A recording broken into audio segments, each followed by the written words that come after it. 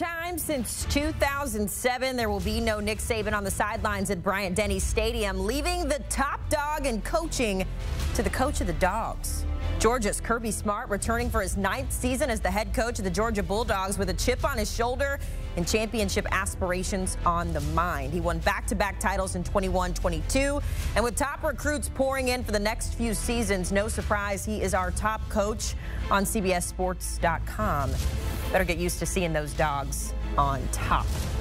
Now, in terms of the top 25 coaches, according to our team at CBSSports.com, you see Kirby Smart in there, but a lot of new names in new places there. Kalen DeBoer checking in at number 7 after taking over for Saban at Alabama. Mike Norvell just one spot back there at Florida State. A lot of familiar names on here, but it'll be interesting to see how the season shakes out.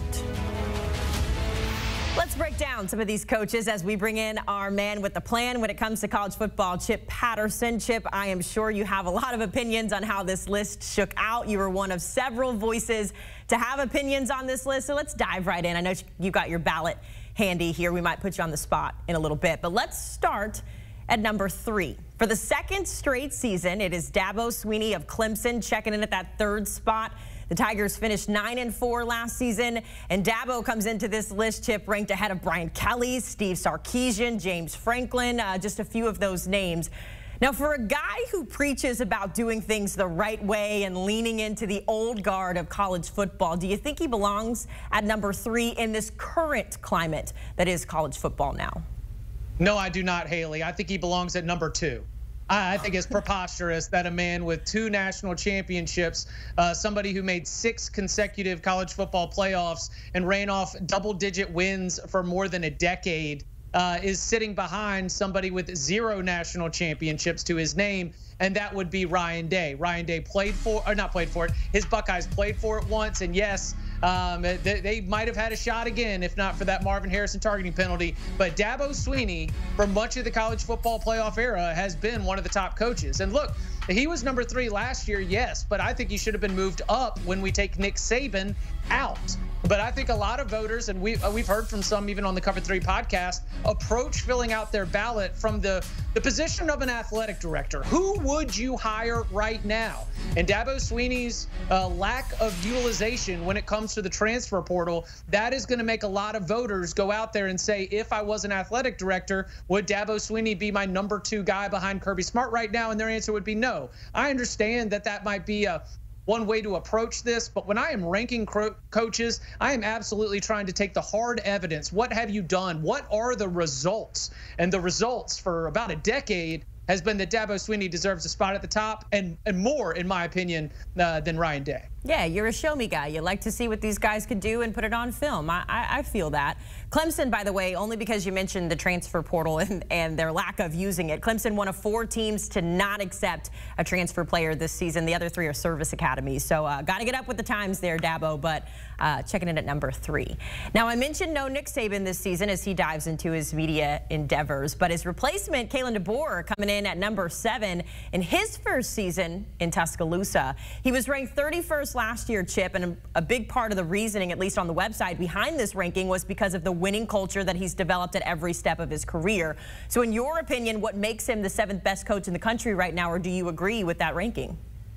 Yeah, I think that Kalen DeBoer, the proven winner at every level, you know, whether you're talking about a lower division of college football or even being at Fresno State, instantly being able to get them in near the top of the Mountain West. You get to Washington, you're only there for 2 years, but in those 2 years, you've got double-digit wins both season, and you get all the way to the national championship game this past season.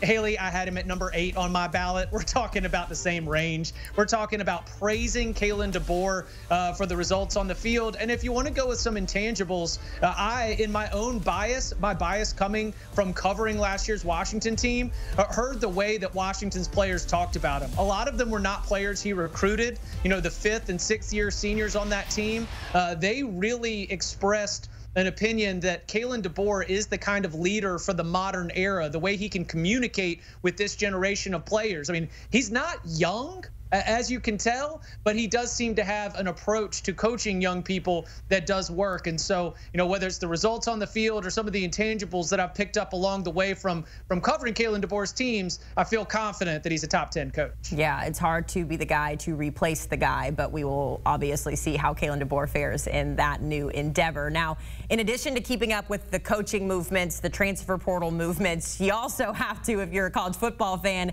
get familiar with the new conferences. We saw the Big Ten go to what is the Big 18, if we're being for real here, with the Pac-12 being no more. It means more big coaching names move into that league, though, Chip, including Dan Lanning and Lincoln Riley, who will join coaches like James Franklin and Ryan Day, who you spoke about earlier. What are your thoughts on the new coaching prowess that's in the Big Ten? Because a lot of these guys rounding out our top 10. Yeah, I'm so glad that you want to highlight these group of coaches, because two of the most provocative discussions that we've had throughout this process, one of them was about Dan Lanning.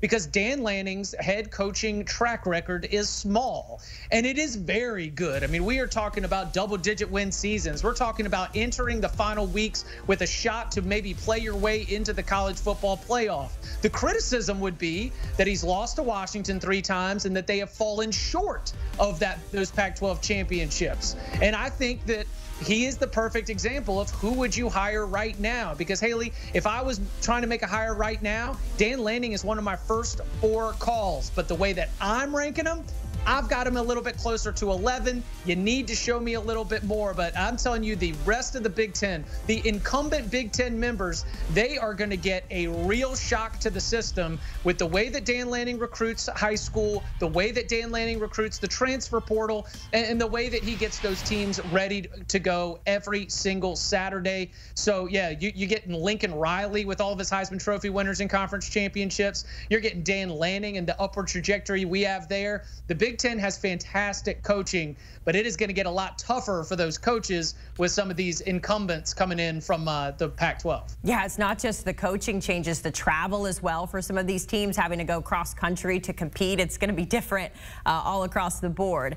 Now, when we think about college football, Chip, for as long as I can remember, it's always been about the SEC. What's the SEC doing? How are other conferences reacting to the SEC, though? This year, we saw just 3 teams from that conference in the top 10, with Ole Miss's Lane Kiffin cracking the top 15. Now, when I was reading this on CBSSports.com, it seemed like there was a little bit of hesitation, maybe some disagreement about putting him there at that number 14 spot.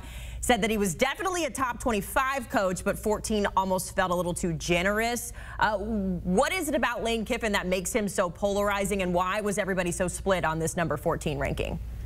He's had a long career. It's really tough to be able to accurately rank Lane Kiffin when he's been in the position of, all the way back to 1 year at Tennessee, all the way back to the highs and lows at USC. Lows, of course, being getting fired on the tarmac after a road loss. Yeah, he was able to get to FAU and win a Conference USA title. And then at Ole Miss, he's been able to put together a couple New Year's Six bowl finishes, double-digit win seasons. It's very difficult to weigh it all when you're talking about Kiffin and trying to rank him against his peers when so many of his peers don't have as long of a track record. I am more on the side of feeling confident that Lane Kiffin is a top 15 to top 20 type coach.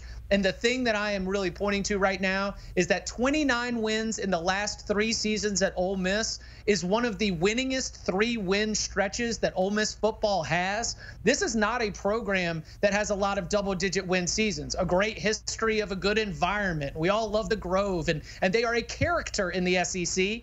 But, Haley, they've never even played for an SEC championship since the creation of the SEC championship game. So what I think that Lane Kiffin should get is a little bit of benefit of the doubt, a little bit of bonus points. If we're going to reward Lance Leipold for what he's able to do at Kansas and being able to get them to 9 wins, then we should be able to reward Lane Kiffin for what he's been able to do at Ole Miss, a Rebels program that for much of the last 30 or 40 years has not experienced the type of success they've had in the last 3 years. Now, here's where it gets interesting for Lane Kiffin, and I'll be fast here.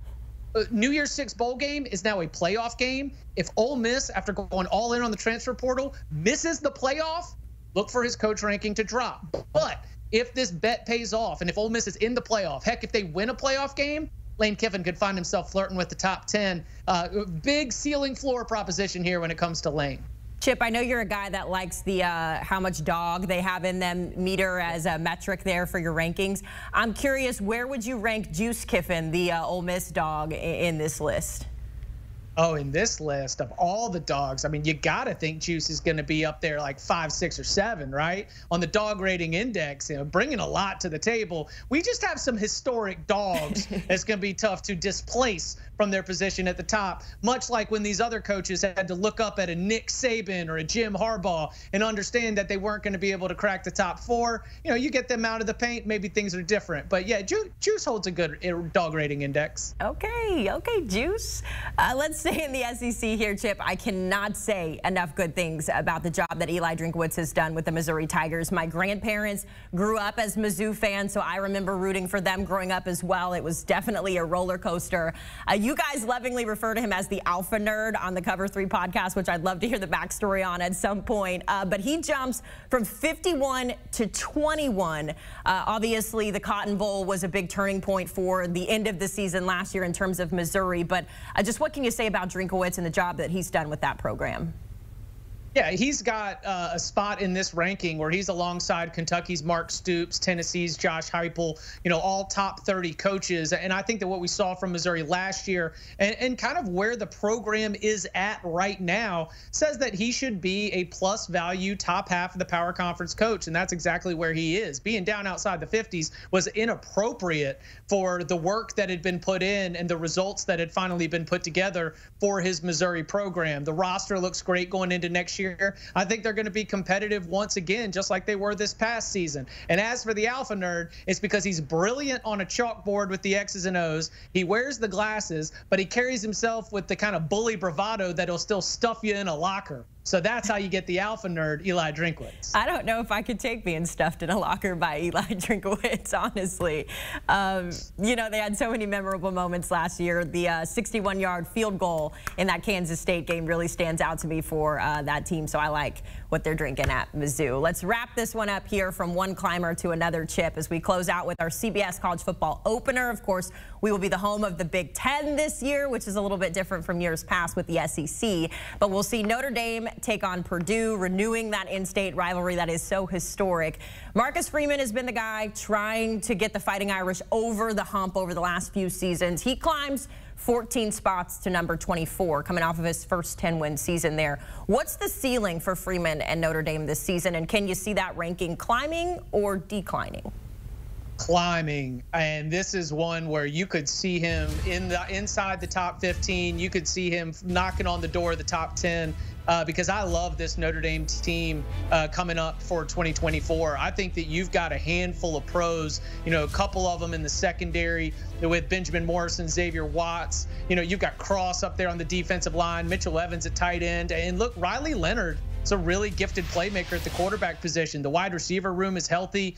I think that when you're looking at a general picture of college football going into next year, is Notre Dame going to be on the top tier with your Georgia, Ohio State, Texas, and Oregon? No. But I think that when you want to open that conversation of the next tier, that group is from like 5 to 15. Notre Dame is in that, and we'll see how it goes. But there's a favorable schedule. There's a pretty good roster. If the pass game takes a step forward, with Riley Leonard in the lineup, then this is a Notre Dame team that should be in the college football playoff. And in terms of rankings, should be viewed as a top 5, top 10 type team, that 5 to 10 range. So Freeman just breaking into the top 25, making a big jump. He started low, as most coaches do, because he didn't have much experience. Well, now he's getting more years under his belt, and this year could be a catapult year for Freeman and the Fighting Irish. Producer James letting us know before the show we are 100 days away from the college football season starting tomorrow. So we are closing in on the new season. Chip Patterson helping us rank those college coaches. Chip, we always appreciate the time and, of course, your insight. You can catch more of Chip Patterson on the Cover 3 podcast, breaking down those coaching rankings.